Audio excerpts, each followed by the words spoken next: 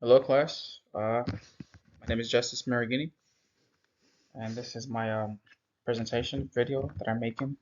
I'm going to see my final presentation for this class, and my title is How does secure socket layer work? Now, many of us, we're used to using different web browsers, and communicate with different servers over time. Every probably since we started using computers, probably in what was it, seventh grade, probably sixth grade for most of us. Some of us it was a little bit more earlier, but well, let's get to it. Now, in this discussion, we will discover security in computer networks using the secure socket layer, which is the SSL protocol, bro. And this refers to both the transport layer security protocol and SSL. And this was originally developed by Netscape, and SSL was later handed over to IETF, which made some modifications and renamed it to TLS. Security encompasses a variety of ideas, principles, and concepts. SSL ensures three main security features. One is confidentiality, which is basically ensures that only the intended recipients can read the protected data, which most people think of as secrecy. Number two, message integrity guarantees that the message received is the same as the message sent, meaning it wasn't altered during transmission, either accidentally or by an attacker. Uh, three, um, three, endpoint authentication confirms that the entity you are communicating with is indeed who it claims to be. These security traits are essential when examining common scenarios involving SSL, and SSL plays a crucial role in securing communication in e-commerce and other businesses or personal interactions where a secure client-server connection is necessary and needed. Now, here is a little image, you know, basically go a little bit in depth, like a visual representation of what it looks like between a client server and a host server. So here's got the user. This is an insecure connection to HTTP, you know, which in according to what we've learned is considered to be hypertext transmission protocol. So then as it goes to server. HTTPS, S meaning secure. That's where the SSL certificate is confirmed with the server. Now, next one, secure shell socket layer. Now, secure socket layer encrypts data over the web to ensure privacy. It is it also verifies the authenticity of communication devices and maintains data integrity. SSL employs encryption algorithms to scramble data in transit, making it unreadable to hackers.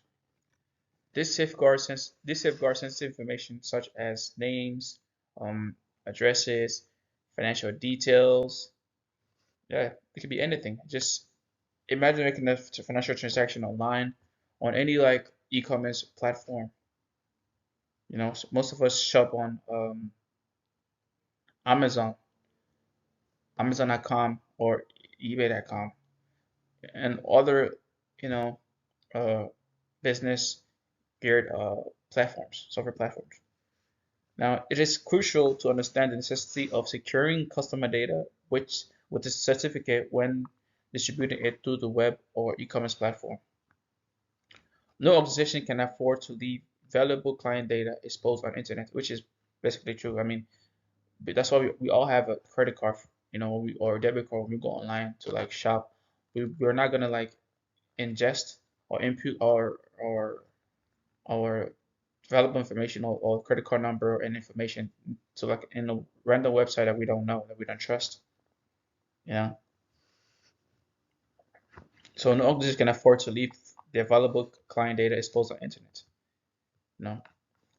So while SSL is a protocol for websites, browsers, and servers, it is essential to establish a secure communication link between senders and receivers. As a cybersecurity professional, understanding the importance and significance of SSL is vital for handling HIPAA compliance, and this has to do with, like, protecting client data. You know, you don't want to release client data or medical data to just anywhere, or to just anyone. You know, and also prioritizing client credentials and ensuring secure internet communication. Yeah. When visiting a website with SSL certificate, users are often asked to provide personal information such as names, debit, and credit card details, which is what we spoke about earlier. Um, yeah, yeah. Medical providers or subscription types. All this information is protected and encrypted during its transfer through servers and browsers. To continue. So now, I believe that the SSL most appealing attribute is its ability to enable two entities with no prior relationship to communicate securely, ensuring confidentiality, message integrity, and endpoint authentication. Now, this model has been widely adopted in e-commerce. Users can visit their websites even if they have no previous business relationship with it. Find an item they want to buy and complete the purchase using a credit card. The browser's built-in functionality allows such transactions to occur without requiring any special administrative setup. The primary need in this e-commerce scenario is to protect the buyer's credit card information, as it is transmitted from the buyer to the merchant. Interestingly, SSL effectiveness in this scenario is largely supported by the credit card company. Yes, the confidentiality and message integrity provided by SSL are robust. This is very hardened. It's hardened enough to secure the buyer's credit card details, assuming adequate key size, which is the bits for RSA and 132 bits for symmetric encryption, which we learned um, during this semester. Learned about during the semester. So we learned about asymmetric and symmetric encryption. So endpoint authentication also performed well enough for buyers to verify the merchant with a reasonable level of confidence. The buyer can confirm the merchant's identity to the merchant certificate authority, Mhm. and authenticate the buyer using the credit card information provided. The merchant's primary concern is to make sure that the credit card information, regardless of what the person providing it is cardholder. Mhm. So it's just make sure, basically, to make sure that it is secured. So buyers can mishandle credit card information to malicious merchants, to malicious merchants, and are generally protected by the limited liability with the company, credit card company. Therefore, the credit card company plays a crucial role in e-commerce ecosystem. So, but how about, okay? Moreover, e-commerce transactions typically involve relatively small amounts of money. An adversary is protected for sums. An adversary is unlikely to invest the effort needed to break SSL protection for sums in the hundred or even thousands of dollars. While I don't have the specific figures on the losses credit card companies incur through online transactions, just think about this for example. Consider this. Compared to handing your credit card to a waiter you just met, online commerce online online commerce seems less likely to be risky. In the physical world, the only authentication you have is when you give your credit card information to a waiter or to a desk, an assumption that they are an employee of that establishment that you're patronizing or visiting or shopping at. In the e-commerce scenario, the credit card company largely controls the threat of a client providing the merchant with a bogus credit card. In other words, clients, which is the buyer, are authenticated by the fact that they are presented valid credit card information. However, The buyer could be someone the cardholder loaned the card to, such as a dependent or a friend. In other words, the person is not actually authenticated in the credit card scenario.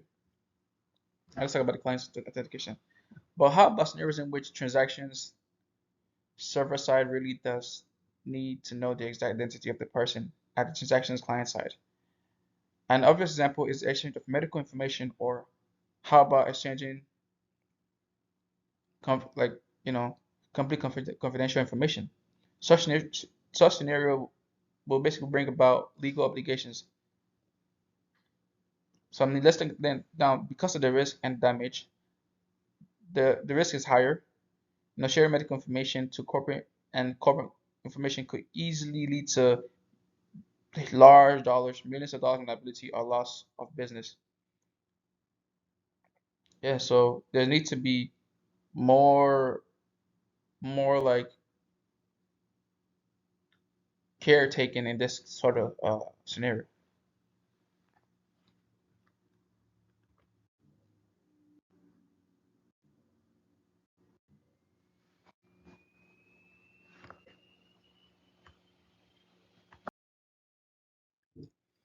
Now, by defining a protocol that provides web clients and servers with cryptographic parameters, the secure socket layer (SSL) protocol enables the secure exchange of sensitive data, which is a critical aspect of any business, any e-business. Understanding how SSL works and the cryptography, I don't know why, and the cryptography involved and the cryptography involved is essential. However, a significant challenge is that encrypting and decrypting data requires substantial CPU processing power. Yeah, this is true. And the burden is particularly uh, pronounced on the server side, as multiple web clients often connect to a single web server. For e-commerce transactions, it is important to implement SSL in a way that doesn't overwhelm your web server CPU and slow down instantly.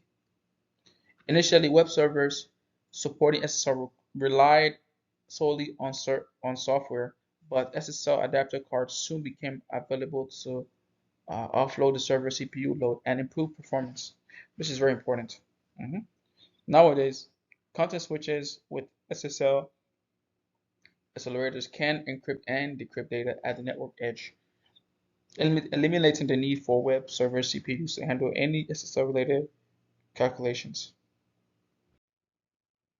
With the software only approach, now this is talk about software only SSL servers. So with the software only approach, an SSL server process running on the web server performs all the SSL functions, typically the HTTP hypertext transport protocol server, which is like the listing for traffic on TCP, which is a transmission control protocol on port 80. Now, the default HTTP port, while the SSL server listens on its default TCP port, which is port 443. The functional diagram in this representation shows the software relationship between the HTTP server, the SSL server, and the TCP and IP stack to balance client traffic across multiple web servers.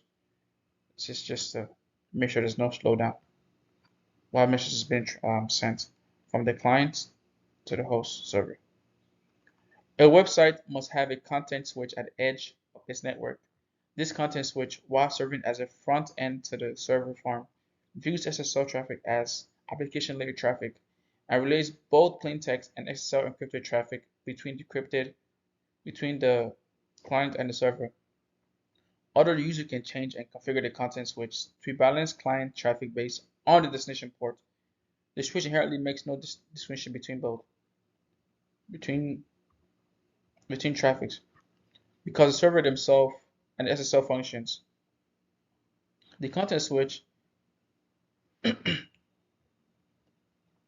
server, yeah, because between them, because servers themselves and the SSL functionality.